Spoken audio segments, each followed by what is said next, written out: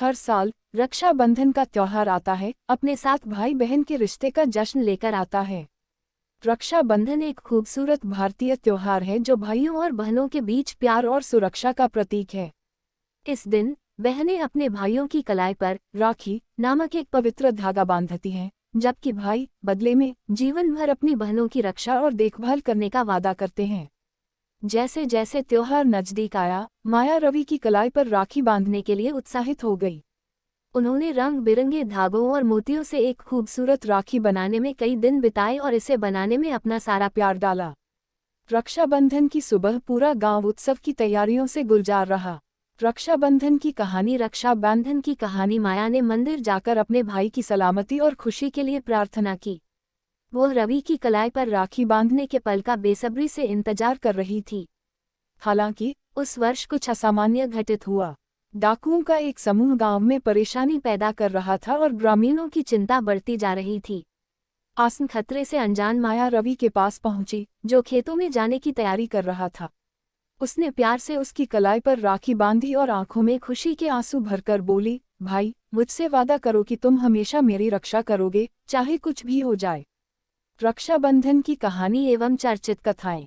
रवि ने गर्मजोशी से मुस्कुराते हुए जवाब दिया, मेरी प्यारी बहन, तुम्हें चिंता करने की जरूरत नहीं है। जब तक मैं जीवित हूँ, तुम्हें कभी कोई नुकसान नहीं होगा। मैं हमेशा तुम्हारे लिए खड़ा रहूंगा। रवि की कलाई पर सुरक्षित रूप से बंधी राखी के साथ उन्होंने एक दूसरे को गले लगाया, जिससे उनके प्यार और सुरक्षा का बंधन मजबूत हुआ। उन्हें इस बात का जरा भी अंदाजा नहीं था कि खतरा बस कोने में ही छिपा है। जैसे ही रवि खेतों की ओर गया, डाकुओं ने, जो गांव पर नजर रख रहे थे, उसी दिन हमला करने का फैसला किया। वे दुर्भावनापूर्ण इरादे से गांव में पहुंचे, जिससे ग्रामीण दहशत में आ गए।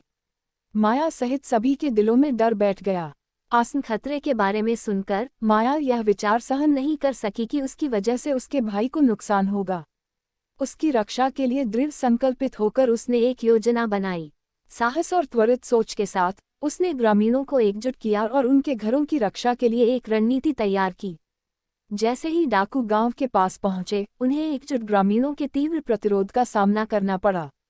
माया और अन्य लोगों द्वारा दिखाए गए साहस ने रवि को प्रेरित किया, जो खेतों से लौटकर लड़ाई में शामिल हो गए। उन्होंने मिलकर डाकुओं को खदेड़ दिया और उन्हें खदेड़ दिया।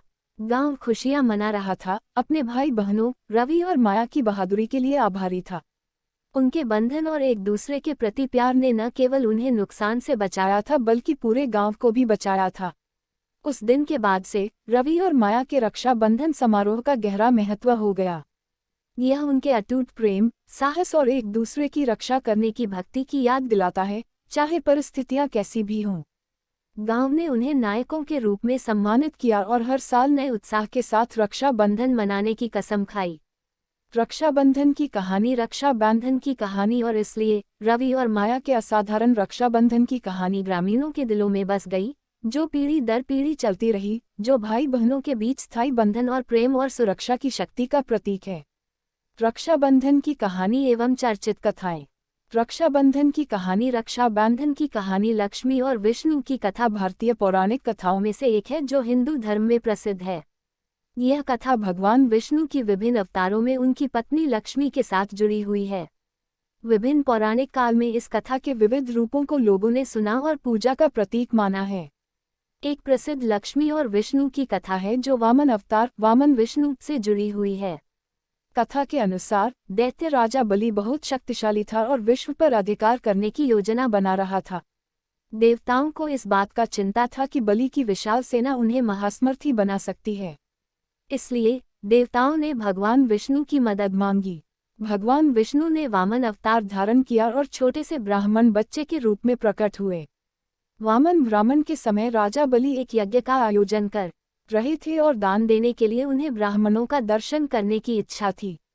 वामन ब्राह्मण के रूप में उस यज्ञ में पहुंचा और राजा बलि ने उसे विशेष सम्मान दिया। तभी वामन ब्राह्मण ने राजा बलि से विशेष भिक्षा मांगी। वामन ब्राह्मण के प्रकट होने के कारण बलि ने उसे कुछ भी देने को तैयार हो गया। फिर वामन ब्राह्मण ने अपने अस्त्र शस्त्र के साथ बलि को विराट रूप धारण कर लिया और चला दिया।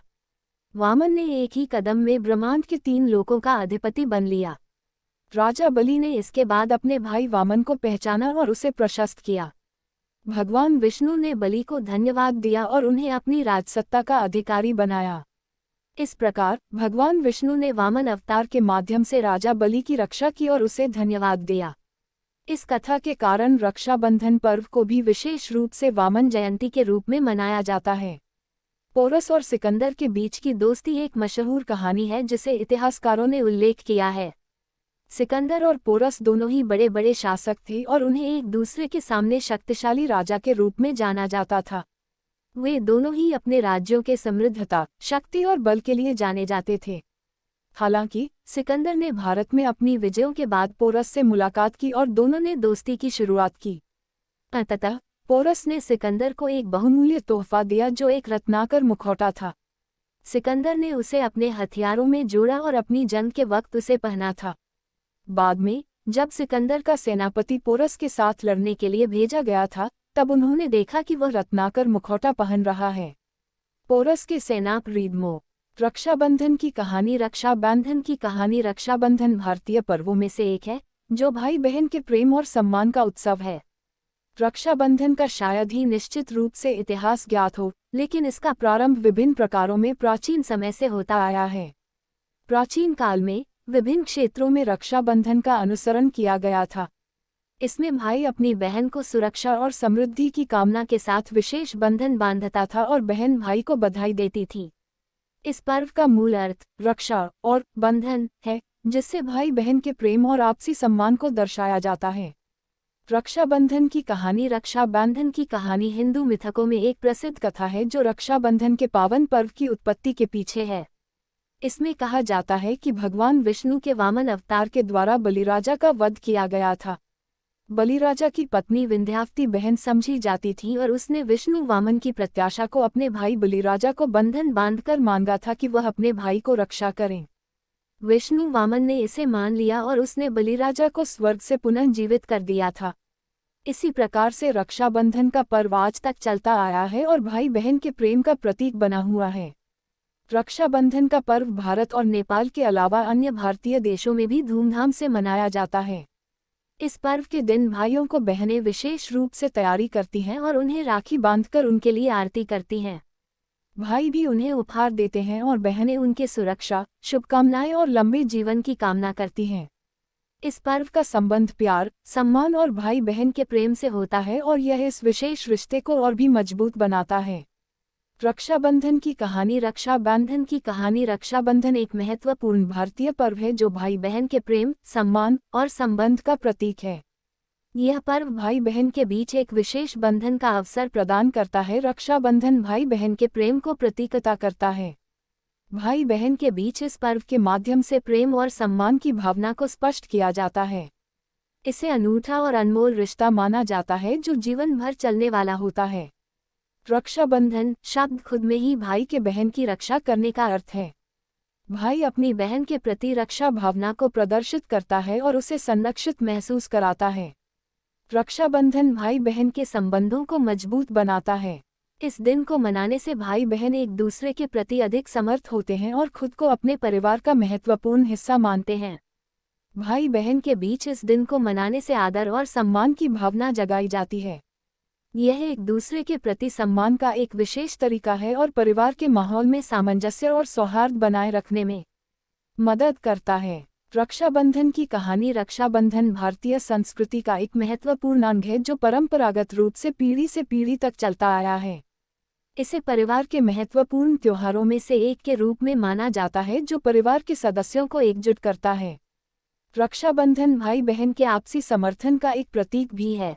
यह एक दूसरे की सफलता के लिए प्रेरित करता है और उन्हें आगे बढ़ने के लिए प्रोत्साहित करता है। रक्षाबंधन की कहानी। रक्षाबंधन की कहानी। रक्षाबंधन का प्रतीक राखी होता है। राखी एक प्रकार का धागा होता है जो भाई की कलाई पर बांधा जाता है। यह धागा भाई बहन के प्रेम और सम्मान के प्रतीक के रूप में बनाया जाता है। राखी